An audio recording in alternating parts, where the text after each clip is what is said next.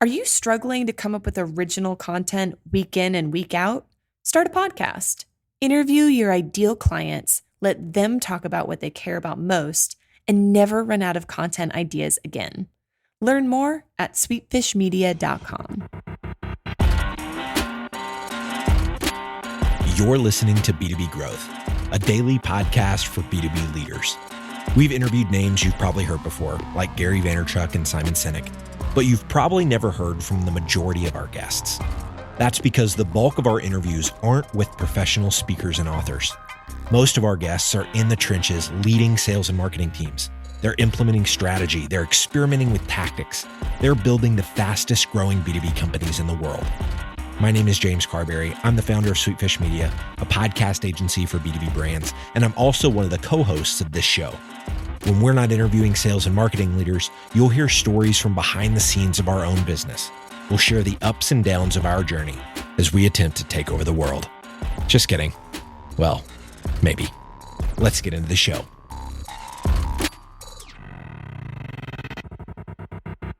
Welcome back to the B2B Growth Show. I'm your host for today's episode, Logan Lyles. I am joined today by Heather Hurst. She is the Senior Director of Communications at Workfront. Heather, how are you doing today? I'm great. Thanks so much, Logan, for having me.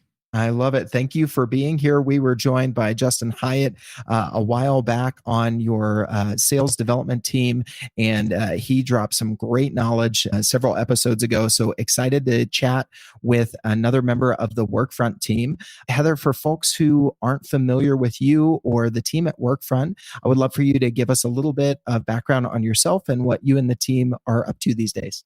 Yeah, absolutely. Thank you so much. So my role here at Workfront is I'm Senior Director of Communications. So I oversee all of our external comms outreach out into the market. One of the great things that we're able to do, because Workfront as a technology helps people manage their work and enable them to do their best work. And so one thing I'm really excited that we get to do every year is take a look at how people are working, what the state of work is right now in the United States, which is a report that I think we're going to talk a bit about today, Logan. Yes, I am very excited to dive into these things. I'm a bit of a data nerd, so I love a good report with some stats and figures and things like that. So with that, let's dive right in, Heather. We are going to be breaking down some of the key findings and recommendations for folks on this 2018 State of Work report that you guys put out. Tell us a little bit about how you go about doing this report and collecting the data as we dive into some of the findings, Heather. Yeah, so we survey 2,000 knowledge workers in the United States. So that's people who are doing a professional job on a computer, working in an office setting. And what we're looking to figure out is what's going on in the workplace today. How are people working and what are the challenges that they're facing? I love it. So the first thing I know you wanted to touch on was this stat that is not surprising at all. And actually what's surprising is maybe that it's not higher than what it actually is. And that's 58% of workers are so swamped with day-to-day tasks that they're struggling to find time to innovate. Tell us a little bit about some of the findings here. Yeah, innovation is such an expectation of the workplace today. And yet, if you think about what you find most important, like what is it that you'll do very first when you walk into the office and set as a priority, it typically isn't, I'm going to take 15 minutes and think about how I'll be innovative. It's usually, I'm going to flip open my computer and check email. And the interesting thing about this statistic is more than half of workers are finding it hard to innovate. And at the same time, 64% of workers say that their workplace is asking employees to think about how they can do things in a new way. And yet they're so swamped that that just isn't something that they can deliver against. So we're really setting up today's workforce to be unsuccessful around innovation. And what we are looking at is how can you help create priorities? How can you help manage time and expectations for your team members so that if innovation really is something you want them spending time on, leadership is actually opening the doors to make that much easier for them? Yeah, as you said, that's I think all of us are thinking, okay, what do we start with? If there are emails in the inbox, which there always are, it's very easy to start there. And you make a great point. It's tough to innovate when you're plowing through your inbox, right? It normally Uh-huh. happens in more dedicated or maybe sometimes even free time where we're not necessarily trying to innovate. Wouldn't you say, Heather? Yeah, I would completely agree with you. And I think everybody comes up with ideas in their own ways. I tend to find that times when my brain is kind of shut off to the day to day is when ideas will just come to me. So I sort of keep this running list in the very, very back of my mind of things I'm trying to figure out. And it's usually when I'm at the gym early mornings when I'll have my best ideas because A, I'm trying to disconnect from where I am, the gym, and B, I've freed up my brain to actually just let some thoughts come to me. Yeah, I totally agree. We've got a new puppy in our household, and so lots of walks are in my future. And I know that going for a walk, whether you're walking a dog or not, oftentimes is where I feel like I've got some mental space to think through ideas and let things kind of connect and and actually come up with some creativity. The other thing that I thought was really poignant here, Heather, is this idea of work and purpose. And the report broke down some things comparing different generations and how we view the purpose of work. There was one specific stat that kind of jumped out to me. 40% of workers would rather go to the DMV than sit through an unnecessary meeting. Anytime you're jumping at a chance to go to the DMV, I think there's a problem. There is definitely a problem. And honestly, I think the other 60% were lying because we would all almost rather go to the DMV than sit through an unnecessary meeting. Mhm. And around that topic of purpose, the reason that we wanted to dive into whether or not people feel like their work has purpose is people work differently when they feel like they're making a difference. When they feel like they're just coming in, they're punching a clock, they sit in a desk for a certain amount of time and then they leave, they're not putting any sort of passion or heart into what they're doing, which means that ultimately the work they're doing isn't going to be as impactful as it could be. And so seeing that 61% of workers say that the work they do matters to them personally means that we have this really great workforce that is, to a pretty good statistic, is fairly engaged in their work. And so being able to grab that additional 39% and get them to understand that their work matters will really help to move companies and projects forward. Mhm.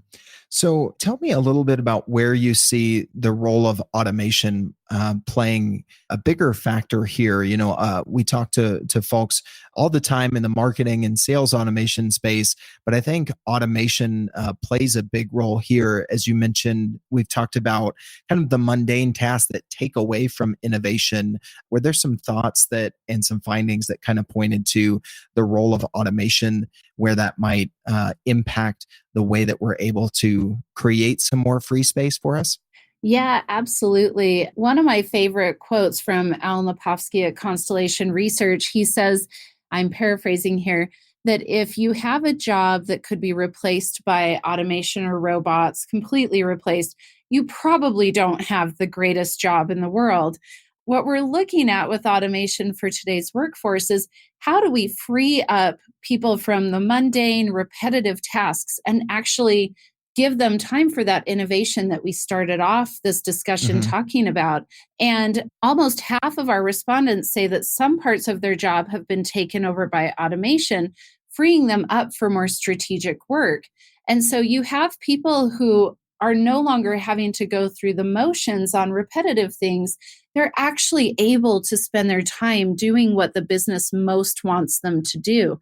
Mhm. And from our survey results, we also saw that 86% believe that automation will help them think of work in new and innovative ways, which is really remarkable if you think about it, that we are already moving this generation forward. And the promise of technology is already helping us to change the way that we're working. Hopefully, and in this case, it does say for the better. hmm That's interesting that 86% of folks responding look at automation as something that's going to help them, not necessarily replace their job. Was that consistent across different generations with obviously the multi-generational workforce that we've got going on in so many companies these days? There is a mix of generational reaction to that, of that question of whether or not automation is going to replace their job. And there definitely is a difference. So millennials are twice as likely as baby boomers to worry that that will happen at 31% versus 16%. And in the research, we saw that 48% of workers do say that they know people who have already lost jobs because of automation.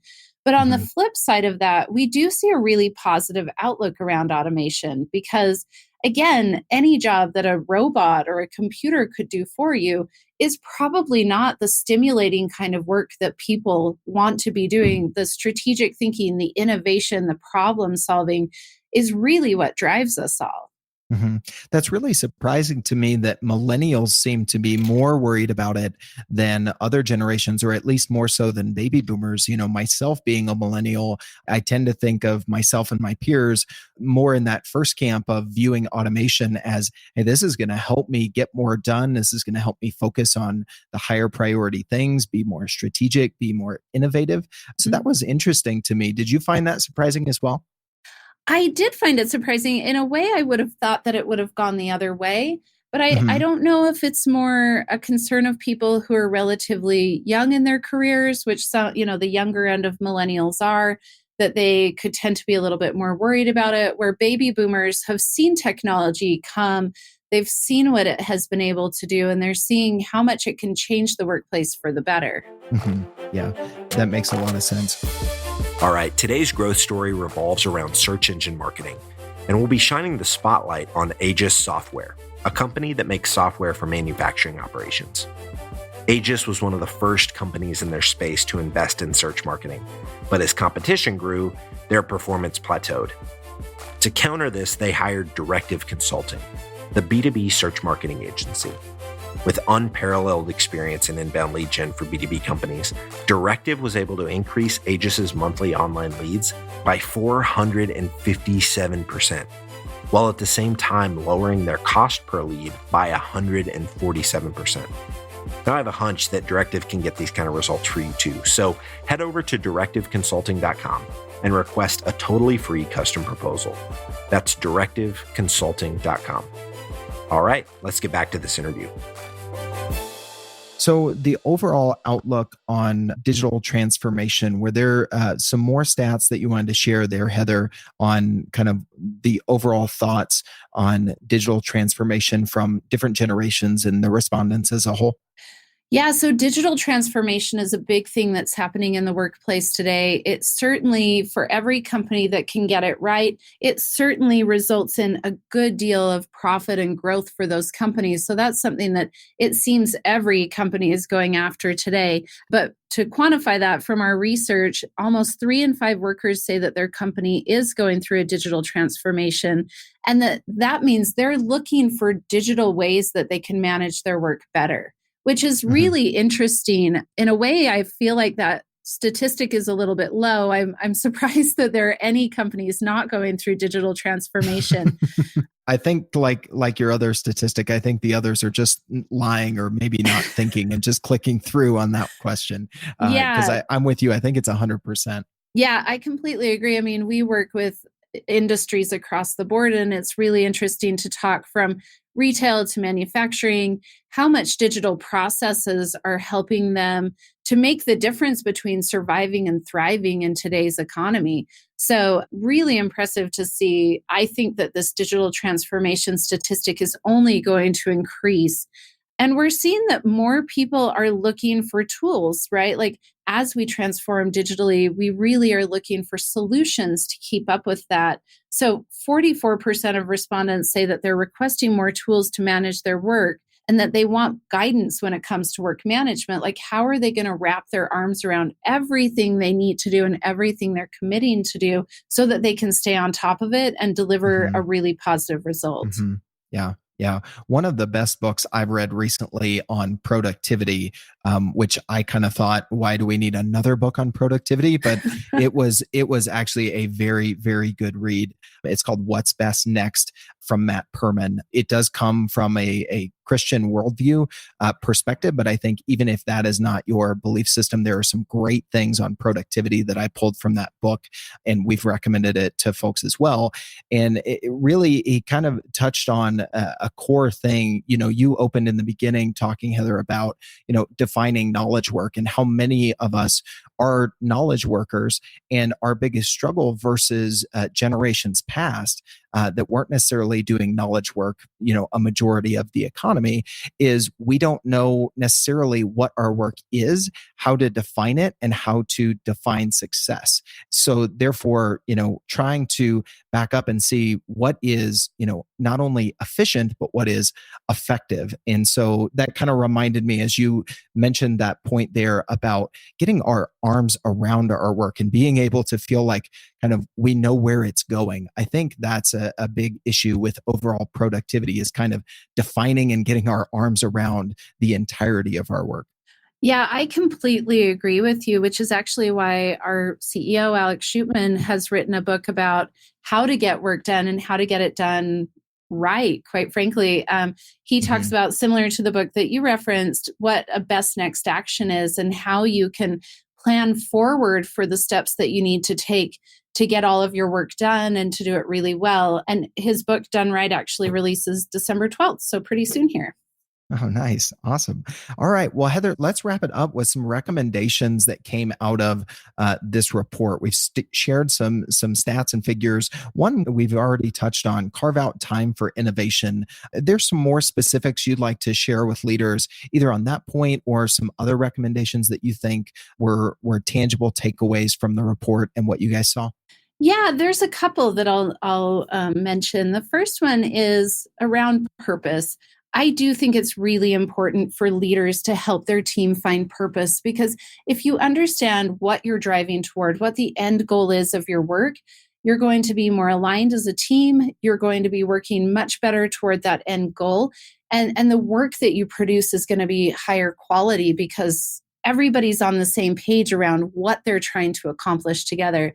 So I think that's a really important thing that leaders need to do, is to set that purpose for each of their employees and ensure that they're bought into it, ensure that they believe in what they're attempting to accomplish as a group. And the other thing that I would say is find ways that you can help people spend more time on their primary tasks. Our research has shown year over year that the average knowledge worker only spends about 40% of their time on their primary tasks. So whatever leaders can do to help free up their teams to have more time to actually focus on the job to be done, as opposed to going to pointless meetings or responding to emails, any way that we can automate that communication and automate those processes so we can minimize those menial tasks, and we can also get rid of the ones that people would rather go to the DMV than be doing.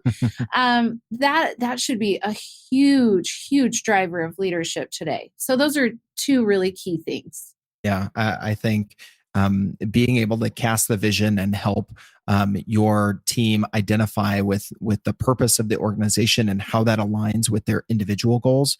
Another book we've recently read as a team on communication, leadership management is Radical Candor. James and I actually did a book review episode on that, but there's a great chapter in that book on having career conversations with your team that I think align really well with what you're saying there, Heather. So we've got purpose, helping your team spend more time on primary tasks. And also the last time related thing that we talked about earlier is prioritizing and helping your team members carve out time for innovation and free thinking and creativity. I think those three are very tangible, practical things that our listeners can take from this. If they'd like to dig more into the stats and the findings of the State of Work report that you guys put out this year, Heather, what's the best way for them to go about doing that, or stay connected with you and the team at Workfront, or reach out and ask you any follow-up questions? Yeah, absolutely. Thank you, Logan. You can find the report at workfront.com/SOW.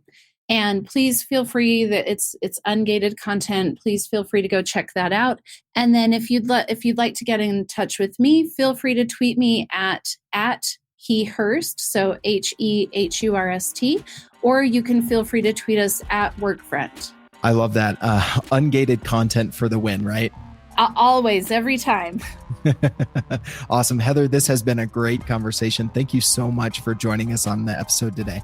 Thank you, Logan. This was great. Digital marketing agencies have a tough job.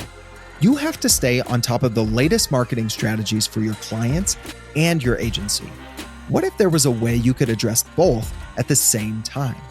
Imagine your agency putting out content with greater quality and quantity. Envision bringing your clients a turnkey solution for one of B2B marketing's fastest growing media strategies, podcasting. You know, all those clients asking for your help with their account-based marketing efforts? Picture being the first to bring them the idea of content-based networking, showing them the proven strategy for breaking into their most coveted accounts. Here's the concept. Sweetfish Media is looking to work with a limited number of innovative agencies interested in a new partnership model. We produce a podcast for your agency. You introduce the power of podcasting and Sweetfish services to your clients. Everybody wins. Learn more at sweetfishpartners.com.